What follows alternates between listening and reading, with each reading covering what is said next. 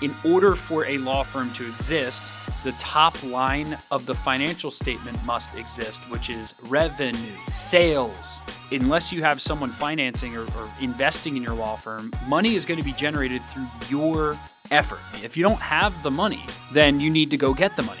Bottom line, when you don't have the money, the things that you are afraid of doing will become the things that you are afraid of not doing when you do have the money.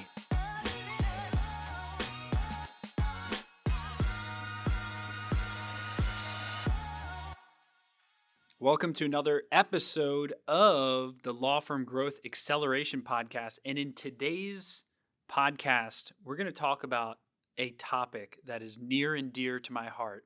Actually, more importantly, it's a topic that is statistically very, very important for all law firm owners. So I'm going to go right to the point, right to the root of what needs to happen in 2025 for your law firm. And here it is. Today's podcast topic is how to get a lot of money for your law firm in 2025. Now, I put a lot of thought into this topic, and I actually did a little bit of research and looked up statistically what are the top reasons that businesses fail, right? And one of the top reasons that businesses fail is undercapitalization / lack of demand, right? So if we think about this, what does that actually mean, right? It basically means that most businesses fail because they don't have enough money, right? It's very simple when you put it like that, right? And most law firms that we work with or that reach out to us, unfortunately, when most firms work with us, they're not calling us saying, hey, Bill, I have way too much money than what I know what to do.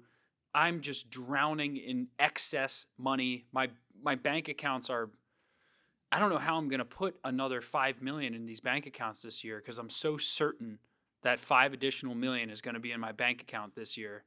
I need help spending the money, right? Most times it's the opposite problem. It's, I don't know where my next case is going to come from. I'm struggling on profit. There's really two categories of law firms that I know reach out to us. First is the law firms who have already figured out lead abundance, as I call it, the firms that are crushing it on lead gen, getting a ton of inbound leads, but they, for some reason, are not profiting a lot, despite the fact that they have a lot of leads reaching out to them.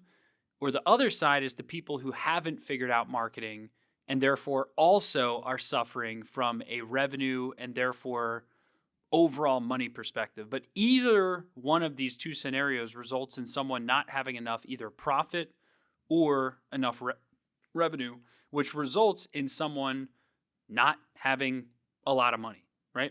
So in a law firm, and I often, get people rolling their eyes at this, but in a law firm, in order for a law firm to exist, the top line of the financial statement must exist, which is revenue, sales. In other types of businesses, they call it sales, otherwise known as revenue. But most attorneys hate the word sales, but it's literally the minimum requirement of a business existing is sales. So it is vitally important. So what I'm going to break down very specifically here is how do you bank an additional $1 million in your bank account this year? And if that's not a lot to you, put a zero after it. How do you bank an additional $10 million in your bank account this year as a law firm owner? So I think this is a very important topic just because it's the number one problem that law firm owners have is undercapitalization. So let's first talk about how would you end 2025 with $1 million or $10 million cash additional in your bank account? First question is that something you want? I hope you just said yes. Okay. So if that is something you want, then we have to reverse engineer how we're going to get $1 million, right? In excess cash. Well, $1 million in excess cash is $83,000 a month for 12 months, right? So in order to have $1 million in excess cash this year, you would have to profit $83,333 a month, 12 months in a row, right? So now we can reverse engineer from this. How much revenue would you need in order to profit that much? Well, I'm actually thinking you probably need to be around $3.3 million in annual revenue. If you profit 30% of that, you'll be around $1 million in net income, right? And that's not including what you pay yourself, right? That's separate. I'm saying separate net income in your operating business as a law firm, right? So you need to get to 3.3 million a year in revenue at 30% profits to bank $1 million a year, right? So that's annual. So then we got to break that 3.3 million down into a monthly number. You would need to bank, you'd have to bring in $275,000 a month, right? So wherever you're listening to this podcast right now, write down that number, $275,000 a month. If you hit that number of 30% profit, you will be at your $1 million a year profit number, right? So once you've kind of detailed this for yourself, understanding you have to get the $275,000 a month, now we need to break that down by your average case value, right? Your average fee per case. So let's say 275. Let's say your overall cost per case, or average fee per case is $6,000 in legal fees.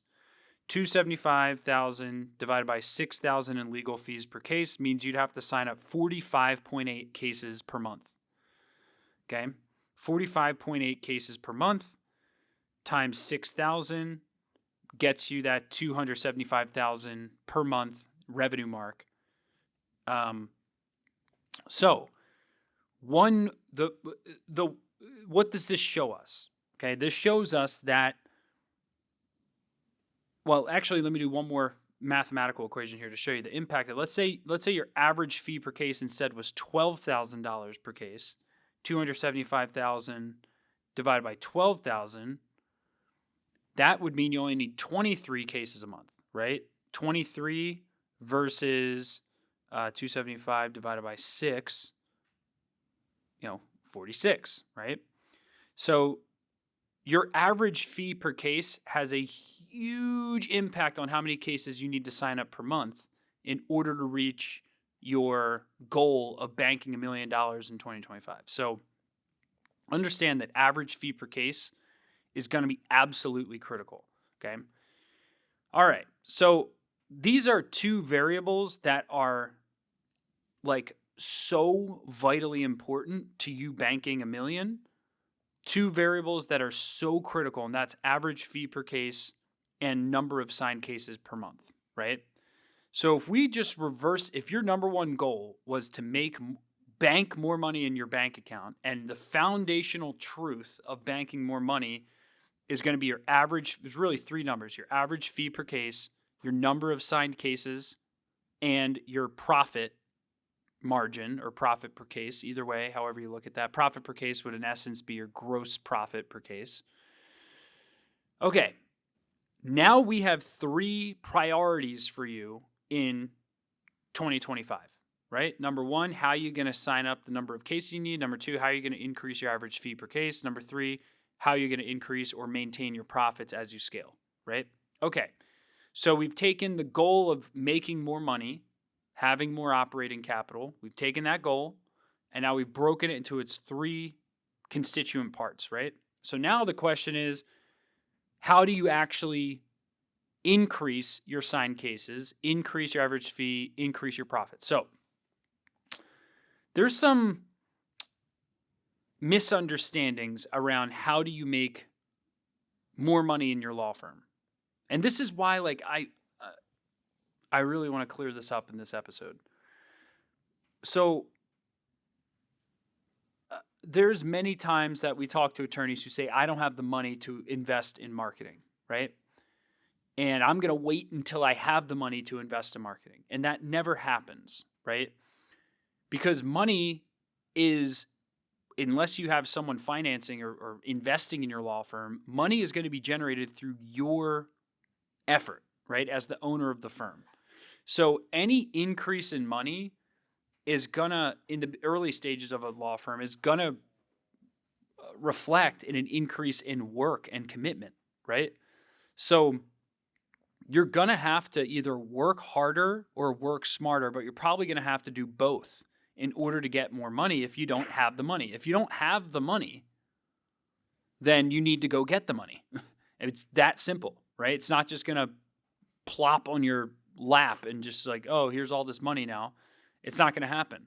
So if you don't have the money, then you need to get the money. Bottom line, right? So that is your agenda item. How are you gonna get the money? You're gonna sign up more cases. Okay. How are you going to sign up more cases? This is the first pillar, is you're going to become an absolute expert in marketing, right? Okay. How are you going to become an absolute expert in marketing? You're going to learn 3 specific things, okay? Number 1, you're going to learn how to increase the value that you provide. Number 2, you're going to learn how to select money-making niches. And number 3, you're going to learn pricing and positioning, right?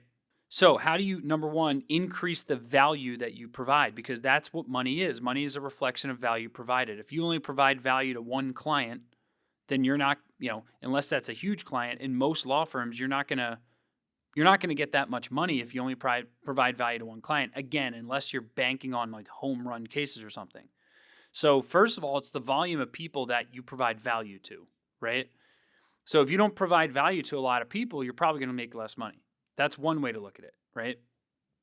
The second element of value is going to be how much value do you provide to each person? 2 different things. How many people do you provide value to is first part. Second part is how much value do you provide to each person, right? Each of these together increase your revenue, your money, right? So if you served 10 clients last year and you serve 100 clients this year and all else stays the same, you're going to make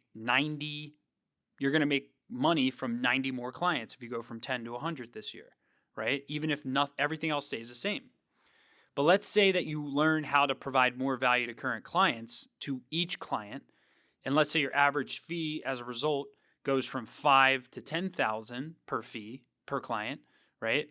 Well, now you've doubled your entire company's revenues and probably also your profits if you were to just increase your average fee, right? Or you figure out a way to provide more value to your clients by offering additional legal services or getting more referrals per client so you get more value from each client you work with, right?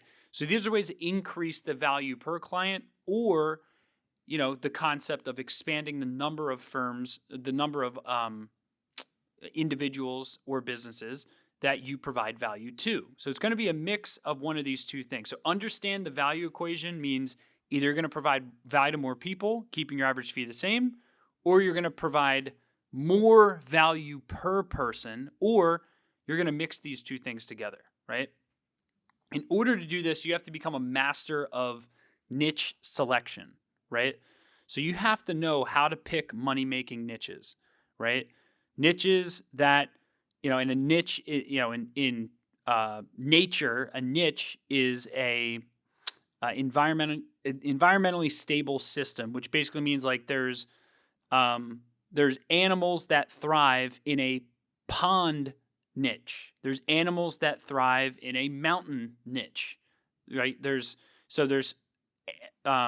animals that have become accustomed to surviving and thriving in different environmental conditions, right? That's a niche, right? Same thing happens in your business. There's different types of cases that you can take on. There's different practice areas that you can pursue. And understanding how to pick a money-making niche can lead to you attracting more clients, and meaning providing value to more people and providing more value per client, right?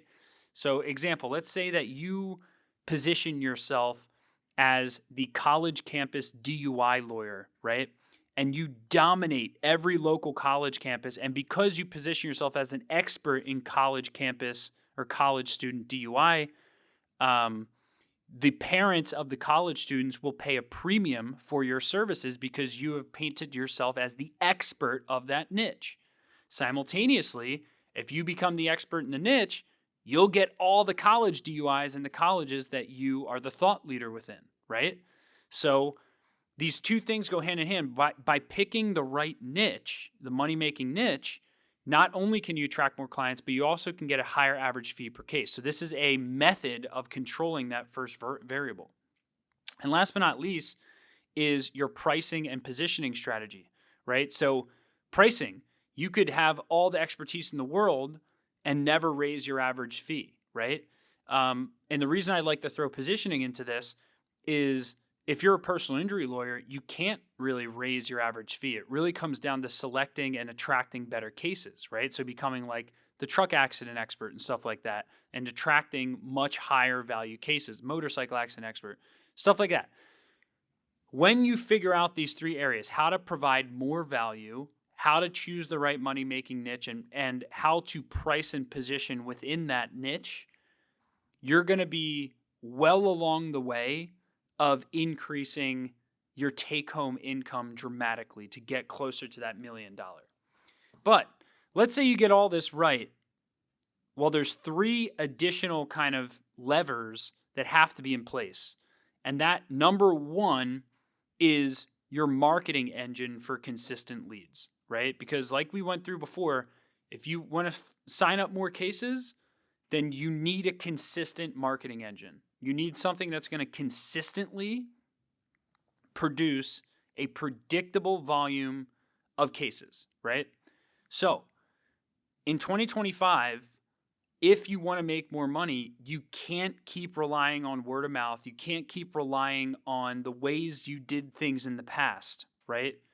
You're going to have to embrace something new in your law firm's marketing, right? Now, this is where it becomes extremely counterintuitive. All the stuff I talked to about up to this point is strategy stuff. It doesn't really cost you money. It's really just strategic thinking, positioning, stuff like that. This is going to cost you money, right? Or if you refuse to spend money on marketing, it's going to cost you time, right? So you got to choose. Right? Do you want to spend your money or your time when it comes to scaling up your marketing in 2025? Fastest way is scaling money, right? If you don't have the money, this is where you get caught between a rock and a hard place, right? You're like, oh, I'll do what Bill's saying here. I'll invest in my marketing engine once I get the money, right? Is that really ever going to happen? I don't know. But most times what I've seen is that you have to go in the red if you're serious about building a marketing engine, because there's never the perfect time to build a marketing engine unless you're PI and you won some big case and you have this huge cash windfall that you can reinvest in your marketing. But for most of us, that ain't the case.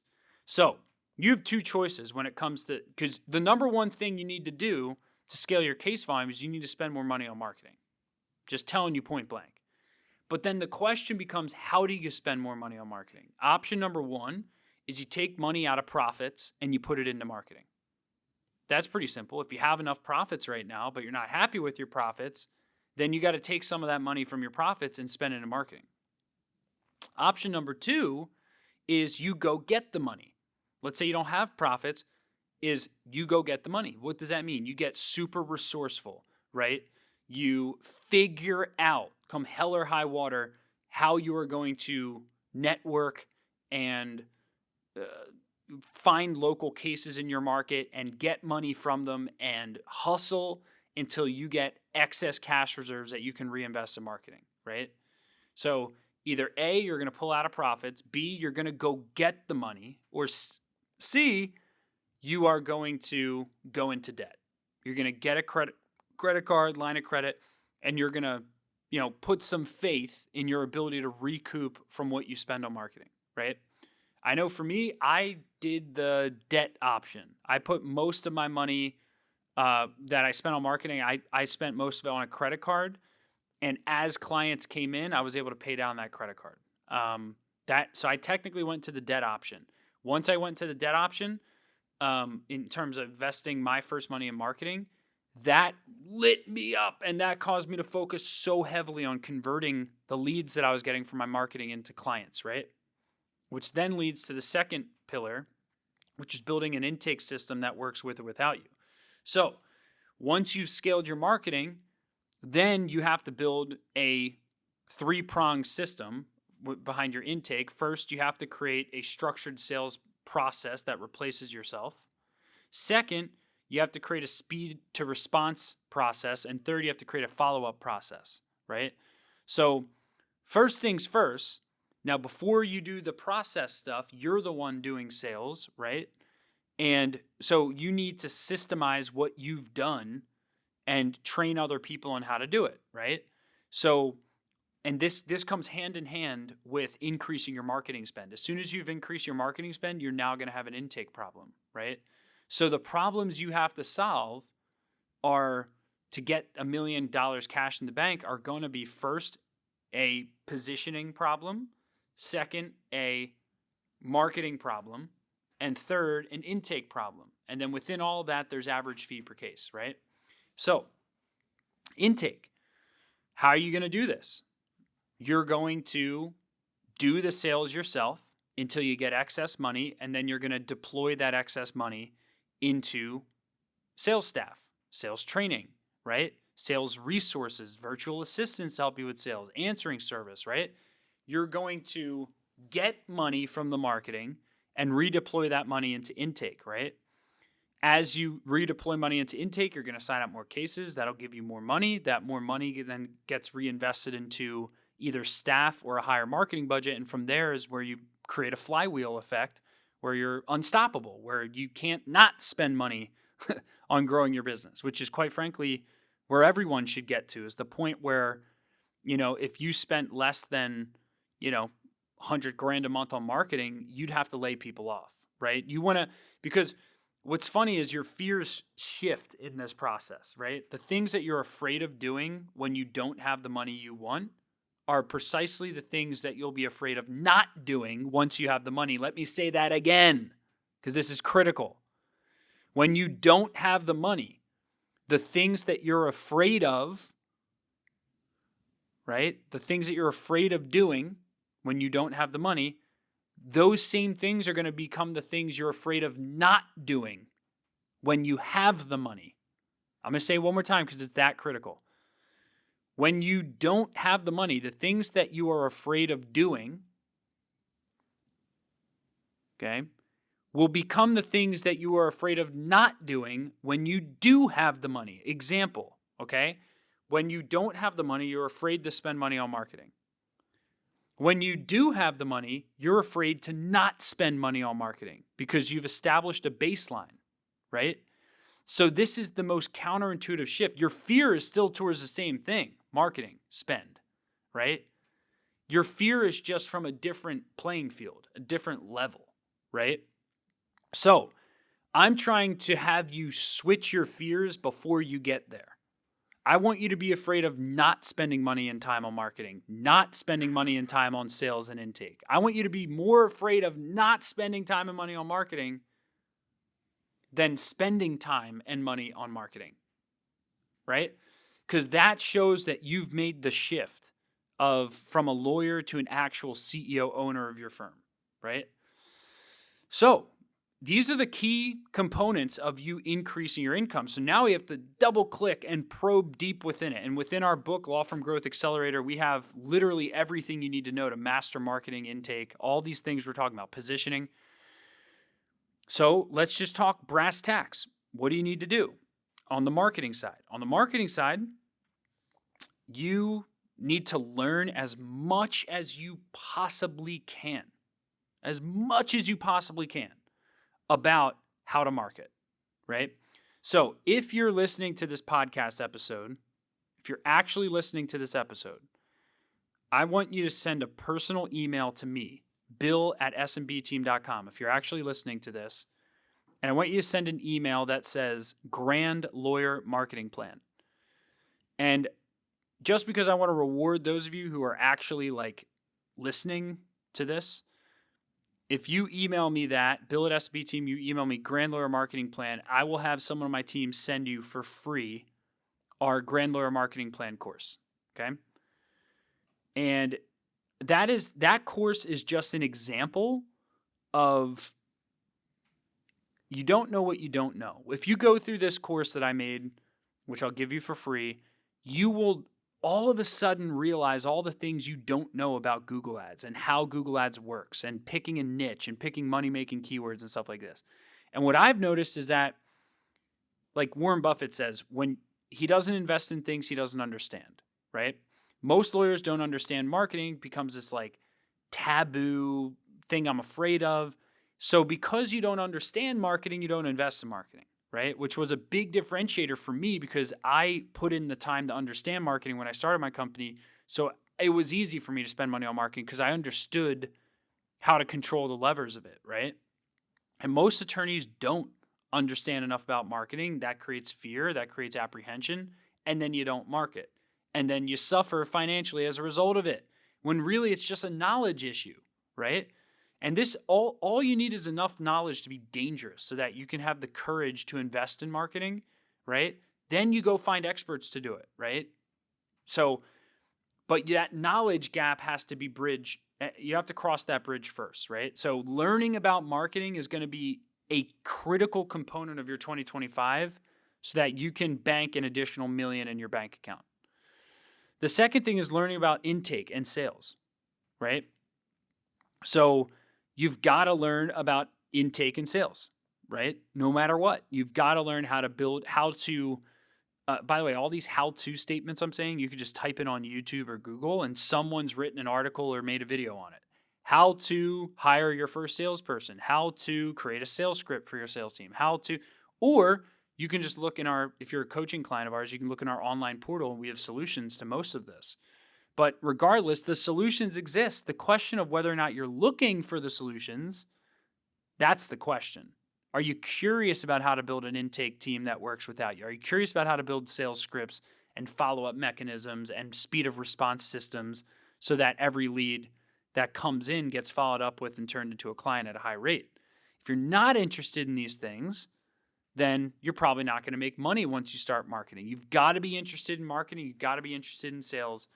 And the way that you really pique that interest is by learning more. This is the very interesting thing about curiosity. The things that you learn more about are the things that you become more curious within.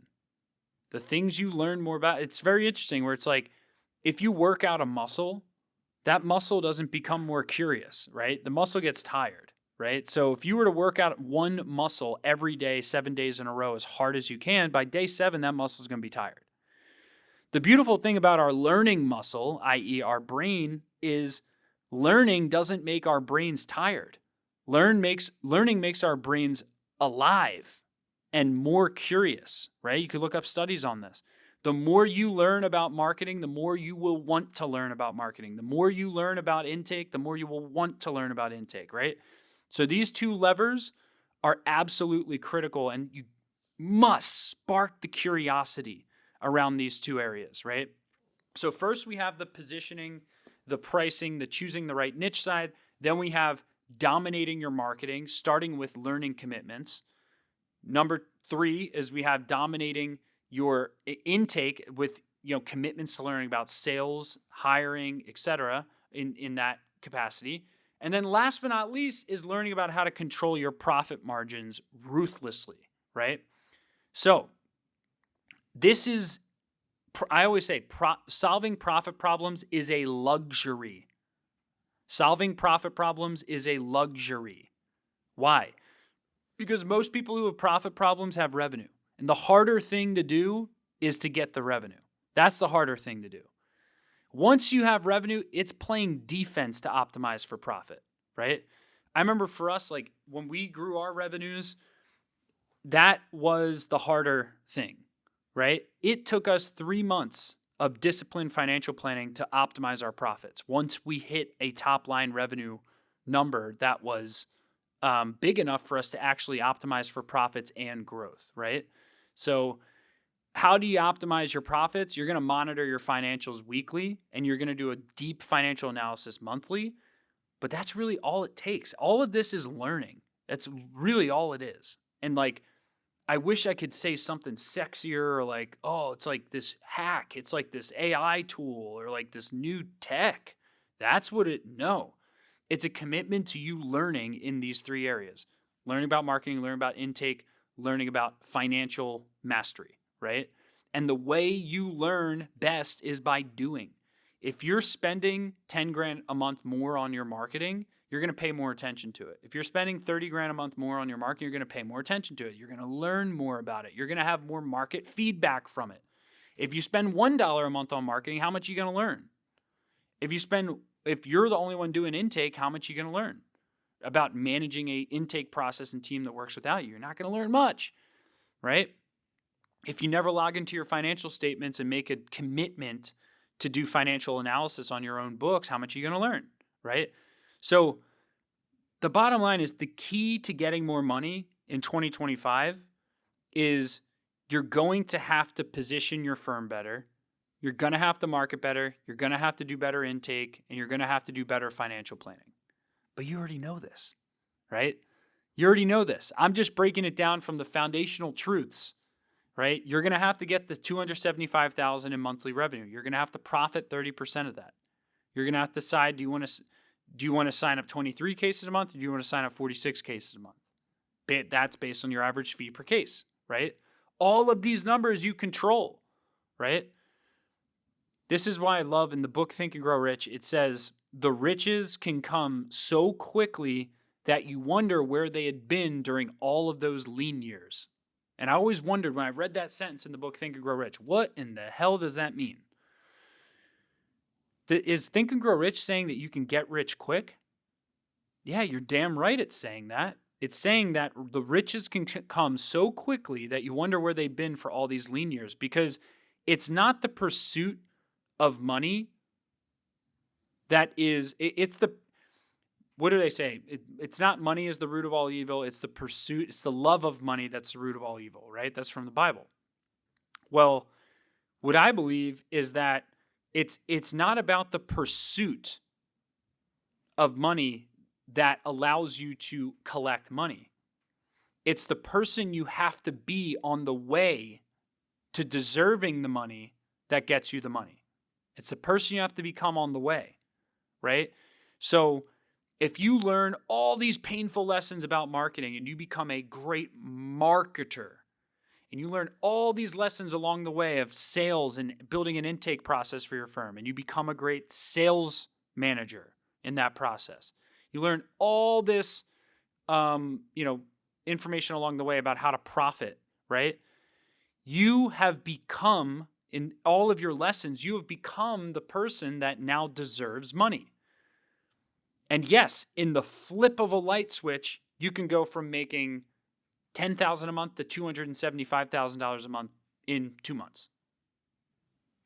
But the problem is, to become the person that deserves going from 10 to 275,000 a month, to become that person can take years. But as soon as you are that person, it could be like a light switch. This is why you see people who sell their business, they go out, start a new business, and in 2 months, the business is doing millions and millions of dollars. Because that's their baseline. That's their identity. They've earned that, right? They've earned the ability to go right in the business. That's why I always ask my team. Sometimes we have law firms that reach out to us that are doing zero in revenue. And technically, they wouldn't be qualified for some of our services. But I ask my team to ask them, what's been your experience? What have you done in the past? And if the person goes, I just sold my prior law firm for $80 million and I'm starting my own firm now, and I have unlimited capital and da-da-da-da, is that really a $0 law firm? Right? Versus someone who just got out of law school, has no business experience, and is doing zero. How different are those two things? What is the variable between these two scenarios? What's the variable? Think about it. It's the entrepreneur. It's the owner. It's the person's experience. It's the identity of the person that's the separator. Who would you put your money in? The person who already scaled an $80 million business starting a new law firm, or the new right out of school lawyer? So we're playing this game. More money in your law firm. We are playing this game, which is a reflection of who you are and what you deserve. I've always believed this. You don't get what you want, you get what you are, right? You could say, I want more money, I want this, I want that. You're not going to get what you want. You're going to get what you are. If you deserve, based on your actions, your experience, your investments. If you deserve more money, like statistically actually deserve more, you're going to get more money if you actually deserve it. But the world is not yet a crazy enough place to give people what they don't deserve, to reward a whole bunch of undeserving people. This is why whenever I ask people, do you deserve to reach your goals? Most people go, yeah, I do. Like, it's positive self-talk. I deserve it. No, I don't know. Wrong question. What I'm asking you is, based on the evidence of your actions for the last 90 days, do your actions provide evidence that you actually deserve to reach your goals based on the actions? If I was a forensic detective and I were to look at your calendar and your transaction history, your bank transaction history for the last 90 days, would I report back to you, hey, I looked at your calendar, I looked at your bank statement. It looks to me, based on where you're spending time and money, you deserve X. Would a third party, uninvolved party say that you deserve your goals based on where you're spending time or money? And if the answer is no, by the way, for me, it's no. I know what my goals are for this year. I'm not spending time in direct accordance with where I need to. I'm going to evolve my way come hell or high water towards the midway point of the year. I'll probably be there. But identity growth is always a catch-up game. We're always playing catch-up on our next identity version. We're never going to be perfect, but the goal is that we're striving towards perfection. We're striving towards the best version of ourselves, right? And you're always going to be one step behind the future you, right? But as long as you're taking one step closer to the future you, then you know you're heading in the right direction. But the beautiful thing is, as soon as you get to touch your future you, what happens? That future you takes another mile ahead of you. He goes, you almost got me, but here's what's next for us. And then you get another mile close, takes you years to get there, you almost touch future you, and then boom, future you sprints another mile ahead, right? So you're always chasing the future you. And the ultimate thing that we're working against is, on the day we get to those pearly gates and we look across from our future you, what's that future you going to say to you? That future you you're going to say, man, so much wasted potential. I can't believe you didn't take that leap. I can't believe you didn't listen to that inner voice I gave you. I can't believe that you acted so slowly on everything. Or is that future you going to look at you and go, damn, you are a rock star. You literally almost caught me every single time. And now you've caught me. You have realized the future you. Do you want that to be the first thing you see at the pearly gates, or do you want it to be the opposite? Do you want it to be unfulfilled potential? It all starts with commitment. Commitment in terms of where you spend money, where you spend time across these areas. But stop making excuses. If you don't have money, it's not the economy, it's not this, it's not that you have a family, it's not that you just started, it's not that you've been in business for 30 years. It's you. There's no one else responsible except for you that you don't have the money. So either you're going to rise up, right? You're going to earn the courage through your actions. You're going to rise up, or just give up. Give up in 2025. Just say, I'm going to resign to a fate of not saving any net cash. Your choice. You choose. The bottom line is, the future you, that voice in the back of your head, the future you knows what you do. And I know for sure I'm going to work really hard to doing that this year. My invitation is that you do as well. So, get more money in 2025. Do not let money be a problem ever again. And until money is not a problem for you, it's your number one problem. And that's where I need to solve it this year. All right, I'll see you in the next episode.